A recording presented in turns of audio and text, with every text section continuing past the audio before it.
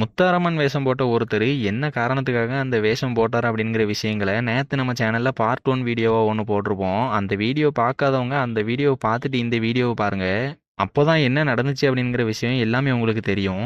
வேற வேற தசரா குழுல இருந்து 3 காளிச்சாமிகள் இவர்கிட்ட அருள்வாக்கு சொல்லியிருந்தாங்கன்னு சொல்லியிருந்தேன். அந்த விஷயத்த இவர் வீட்டில் சொல்லியிருக்காரு, இப்படி முத்தாரம்மன் வேஷம் போட சொல்றாங்க அப்படின்னு. இவங்க வீட்டில் அதுக்கு ஒத்துக்கிடல. ஏன்னா காளி வேஷம் அப்படிங்கிற மாதிரி ஆயிரும், அதனால வேண்டாம் அப்படின்னு சொல்லியிருக்காங்க இந்த வேஷம். அதனால இவரும் அந்த வருஷம் தசராக்கு மாலை மட்டும் போட்டு வேஷம் கட்டல.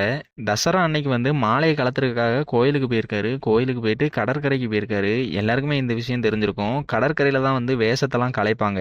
இவர் கடற்கரையில நிக்கிறப்போ ஒரு சாமி வேஷத்தை கலைச்சிட்டு அந்த சாமி வச்சிருந்த பிச்சி பூச்சடைய இவங்க கையில கொடுத்துருக்காங்க. இவருக்கு ஒரே ஆச்சரியம், அது யாரு என்னன்னே தெரியாது. ஆனா இவங்களுக்கு அந்த 3 காளிச்சாமியுமே சொல்லியிருந்தாங்க, நீ பிச்சி பூச்சடை வச்சு சிகப்பு கலர்ல சாயம் பூசி என்னோட வேஷம் போட்டு வரணும்னு. ஆனா இந்த சாமி பாத்தீங்கன்னா வேஷத்தை கலைச்சிட்டு அந்த பிச்சி பூச்சடைய இவரோட கையில கொடுத்துருக்காங்க. அந்த 3 காளிச்சாமிகள் அருள்வாக்கு சொன்னது மட்டும் இல்லாம இந்த மாதிரியும் முத்தாரம்மன் அறிகுறி கொடுத்துருக்காங்க, நீ இந்த வேஷம் கண்டிப்பா போடணும் அப்படின்னு. இதுக்கு அடுத்த வருஷமே இந்த வேஷத்தை அவர் போட்டாரா இல்லைன்னா இதுக்கு அப்புறமா அவங்க வீட்டில் பிரச்சனை வந்துச்சா அப்படிங்கிற விஷயத்த நான் பார்ட் 3ல சொல்றேன்.